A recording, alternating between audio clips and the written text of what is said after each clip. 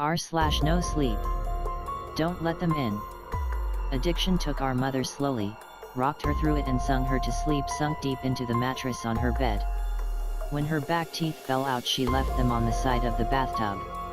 I was 7, and I kept them in a matchbox, the missing pieces of her kept safe, so she wouldn't be lost forever. So maybe one day we could put her back together. Our house fell down around us, and we tried our best to raise ourselves. The ceilings had water damage and the bottom stairs had dry rot, and in the winters the radiators would bleed rust. But it was still our house, and Annie made it a home. My sister Annie mothered me, with lopsided band-aids on bruised knees and lukewarm microwave meals. She told me ghost stories and didn't mind when I crawled into her bed later on, too scared to sleep alone. She taught me to dance, barefoot on the living room carpet, music channel on full volume on the TV, shaking our hips before they were fully grown. She always let me shower first so the water was hot, never complaining when she had to make do with cold. She brushed my hair every day before school, even when I screamed and hit her when she caught the tangles. Annie was dark-haired like her father, whoever he had been, but I was blonde. Annie was desperate to be blonde too, like Marilyn Monroe. Like Mom. I think she thought it would make them closer, remind Mom less of her dad.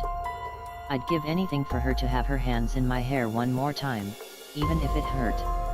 She moved to New York when I turned 18 and never came back. I still dream about her sometimes. Keeping up with our mother was impossible, and we learned from a young age we would always be left behind. It didn't make it any easier. When she was drinking light, she shone, would wake us up at 3 a.m. with pancakes, dripping in cherry syrup. Sometimes when the weather was right and she'd had enough being drunk alone, she would call our school up and tell them we had both come down with summer sickness and we'd drive to the beach instead. I remember being 9 years old in the back seat of the car coming home after one of our ocean days, sucking the salt from my fingers. Annie had just dyed her hair blonde, her best friend Jane helping her bend over our kitchen sink. From behind, I couldn't tell who was mother and who was daughter, radio up and windows down blowing the sky inside. When she was drinking heavy, she'd be out all night, hair piled up like a beauty queen, eyes glazed over and ringed with glitter and black. Sometimes she'd be gone a day or two. She would never tell us when. One day we'd just wake up to an empty house and the fridge packed full, post-it note on the front with a smear of Mom's lipstick in the outline of a kiss, telling us she'd be back soon. Sometimes she'd bring guys home, filling the table with beer cans and ashtrays, smoke up to the ceiling, Mom lost in the haze. We'd sleep with pillows over our heads, trying to drown out the music they would blast until the AM, and wake up to strangers at our kitchen table in the morning, asking us where we kept the coffee. When Mom drank too little she fell apart. She wouldn't buy food, refrigerator a gaping hole in the wall. She'd chain smoke, leaving cigarette burns on the wallpaper up by the stairs like the walls were sick and decaying. She barely slept, walking around with blue half-moons under her eyes, knuckles raw. She would scream at the slightest thing. I remember once when I spilled a glass of juice on the couch. She looked over at me with dead eyes and dragged me off onto the carpet and then took every single cushion off the couch and into the backyard and set them on fire. Annie went to watch a while from the window and then sat next to me on the floor, backs pressed against the skeleton of the seats, head resting in the crater of my collarbones. When Mom drank too much was the worst. She'd laugh too loud and too long at anything and everything, until her mouth started to shake and she started crying, at the breakfast table into her cereal. Annie shut down when Mom was like this, went somewhere deep inside herself where nobody could hurt her. She'd stay up until the morning watching old black and white movies on TV, whispering the lines she knew by heart like prayers. When I was 5 I'd cry when I'd find Mom passed out cold on her bed, sure she would never wake up. Annie would wipe my tears, tell me she was only sleeping just like the princesses in my storybook. We'd sit on Mom's bed together and wait for her to wake up.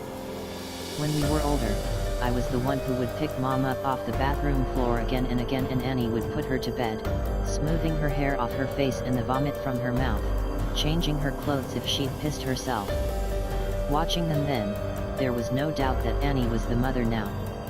It was October and I was 13, Annie 16.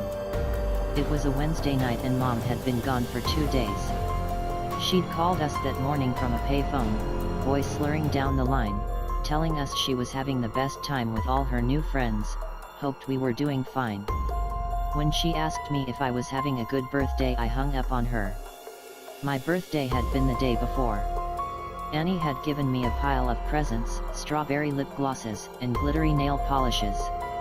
I didn't ask where she'd got the money for them. I didn't care. We'd taken the bus to the beach with Jane, eaten the birthday cake she had made for me, sand getting into the frosting.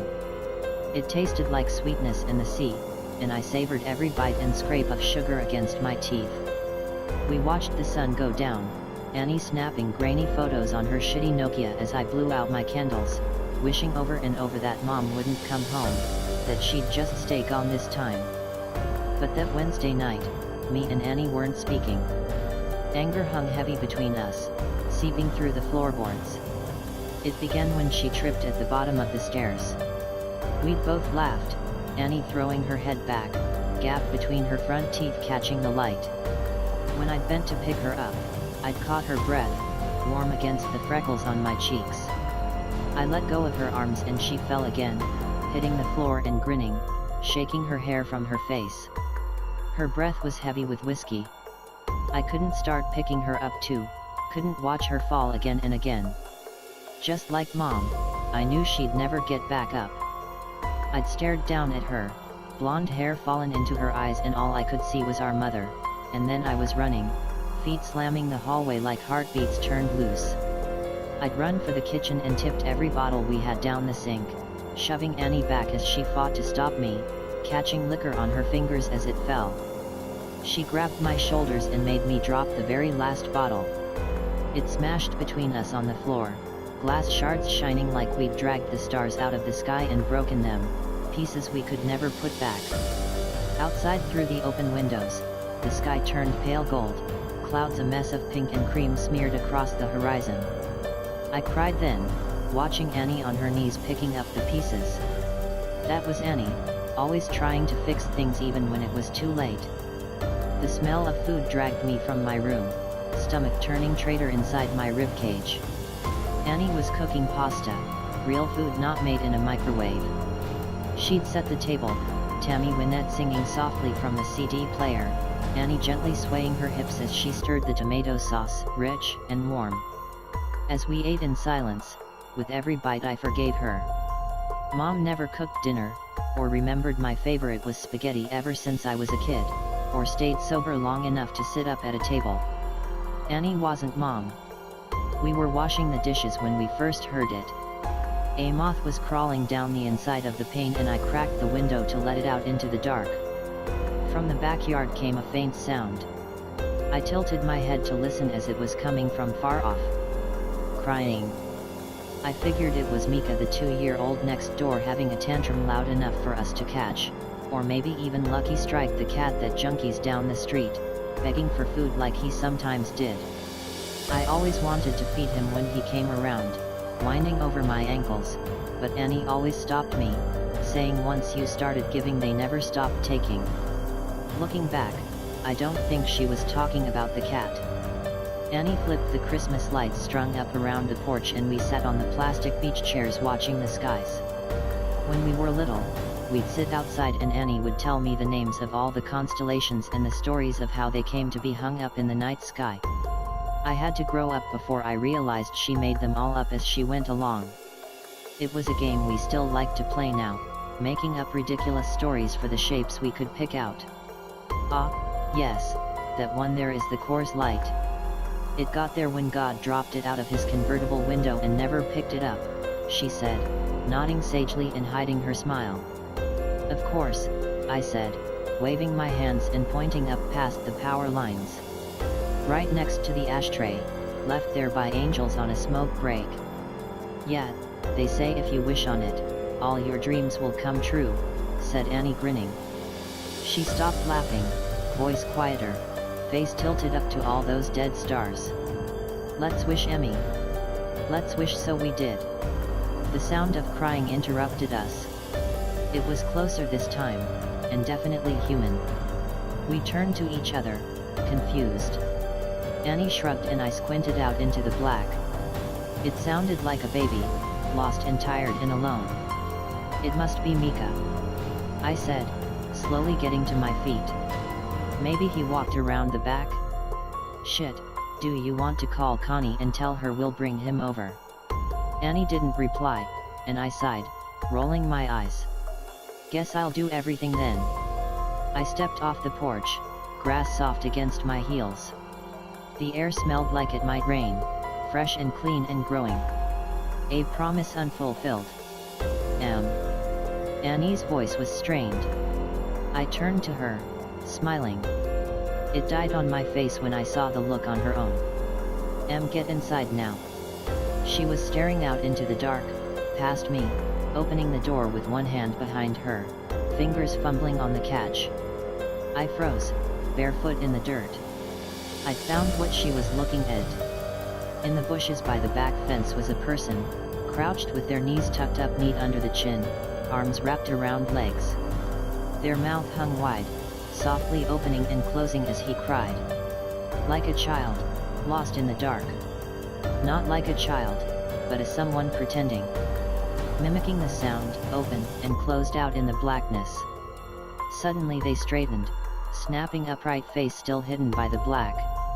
They were tall and thin, too thin to be a normal person. Panic made me move, animal instincts left over from the days we lived up in the trees carrying me forward.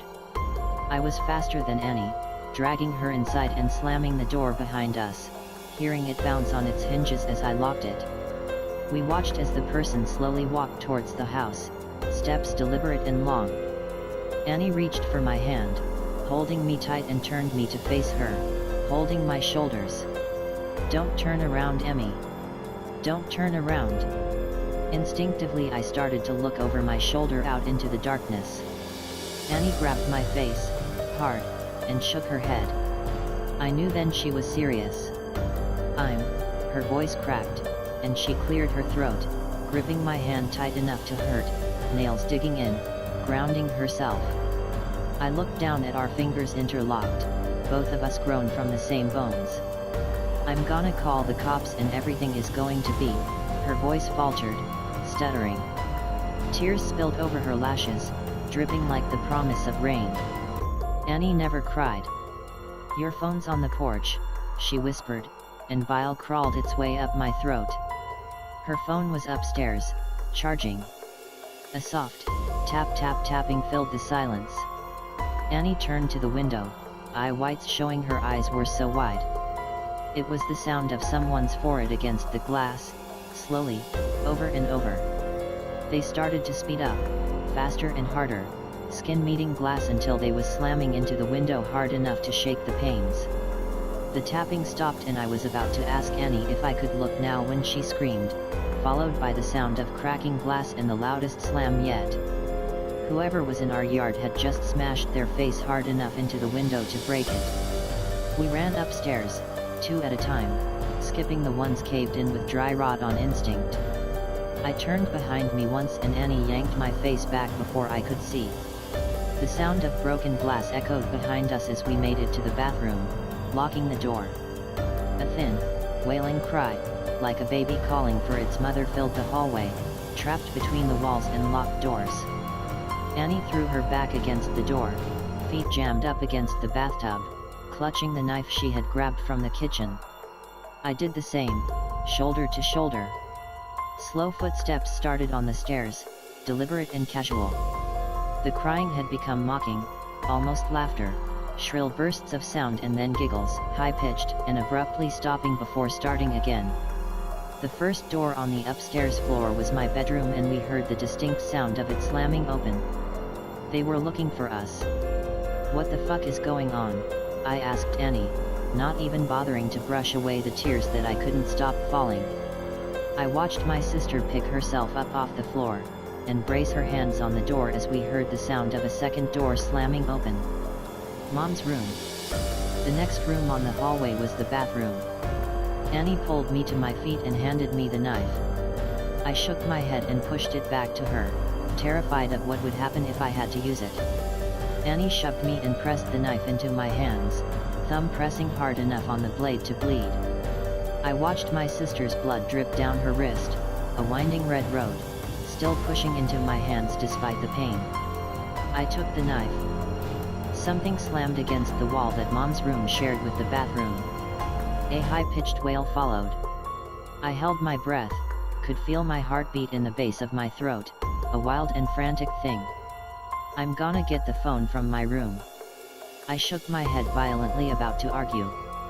Annie clamped a hand over my mouth. I could taste the blood on her hand, salty and sweet.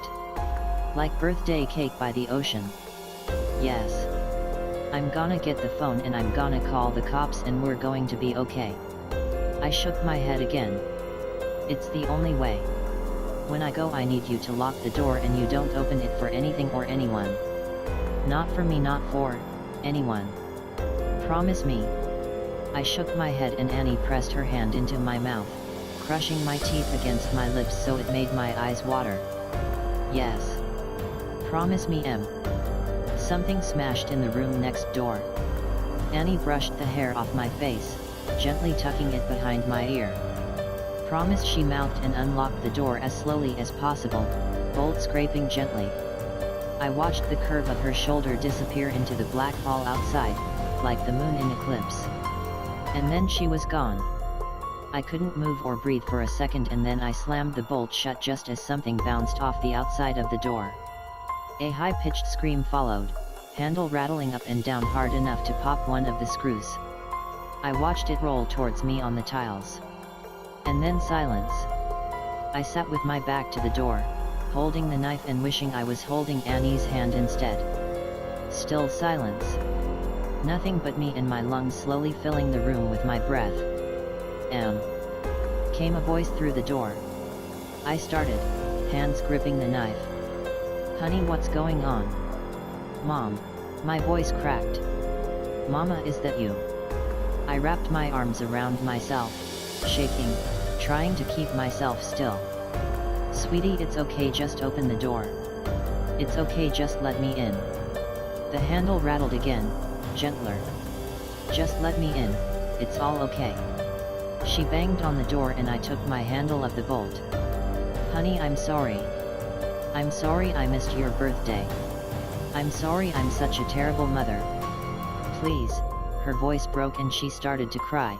Just let me in, baby, I'm so sorry. I screwed my eyes shut. She sounded so sad and so lost. I just wanted her to hold me like when I was a kid and I'd come in off the swings with a scraped knee. Maybe this time she meant it. Maybe it would all be okay. My hand found its way to the bolt again. My sister's voice came through the door, warm and gentle. Yeah, Emily, let us in, it's all okay. My hand froze on the bolt and I tightened my grip on the knife. Annie never called me by my full name. A hand banged on the door, handle rattling. Emily, let us in. Annie's voice became low and guttural, followed by the same shrill giggles from before. Mom spoke now, pleading and crying, voice getting louder and louder. Let us in, let us in, let us in, over and over again, punctuated by her fists on the door. I thought about demons and monsters, all the bedtime stories we pray don't crawl out from under the bed. That's not my sister and you're not my mother. I screamed through the door, hands over my head. I climbed into the bathtub and curled in a ball, cradling myself, knife clutched to my chest. I didn't know what it was outside that door, but I knew it wasn't Annie. It wasn't the voice that yelled at when I changed TV channel, the one that sang me happy birthday, the one that told me I was smart even when I got bad grades, the one that read me stories about princesses that never wake up. It wasn't human. Bangs and yells came from downstairs, followed by the footsteps of people running. A low guttural howl ripped through the house, filling the room until I felt like I was drowning in the sound, and then the door was kicked in. I screamed, covering my eyes, waiting to die. Arms found me and lifted me from the tub, carrying me from the room. I looked at the outside of the door as I was carried downstairs. It was covered in long scraping claw marks, dragged down to the floor. Pillows ripped apart covered the hallway in soft down, like it had snowed inside. I watched them drift slowly as men in uniforms checked each of the rooms that looked like they had been torn apart by something feral. Outside in our driveway were police cars and an ambulance. In the middle of it all was Annie. Bathed in blue and red light as it washed over her, lit up in the dark like a neon angel, face aglow. I threw myself from the cop's shoulder and ran to her, holding us both together, broken pieces and all, standing under all those constellations we made up. Gentle screaming came from the ambulance which rocked occasionally. Annie gently turned my head away, smiling so sadly it made my chest ache as I understood. Turns out there was no demon. No wild animal or bad men trying to break in. Just Mom, out of her mind on booze and drugs and everything in between, coming to the end of a week-long binge. Something had finally broken inside her head, and this time we couldn't put her back together no matter how hard we tried. Sometimes you fall one last time and you never get back up. Annie had seen her in the garden, blood dribbling from her mouth, track marks bulging on her forearms like unmapped roads, rail thin and desperate for one more hit, one more fix. She'd searched the kitchen for all the drink I'd thrown away, and when she hadn't found it, had come to hunt for the stash she hid in the bathroom. She hadn't wanted me, just the drugs on the other side of the door, so high she could mimic Annie's voice almost perfectly. Turns out the real monsters are the ones that eat you alive slowly, the kind that come in a bottle or a needle or at the end of a long list of reasons why you can't get out of bed in the morning. Sometimes the monsters are the ones that raise you or love you the most. But it's up to you if you let them in.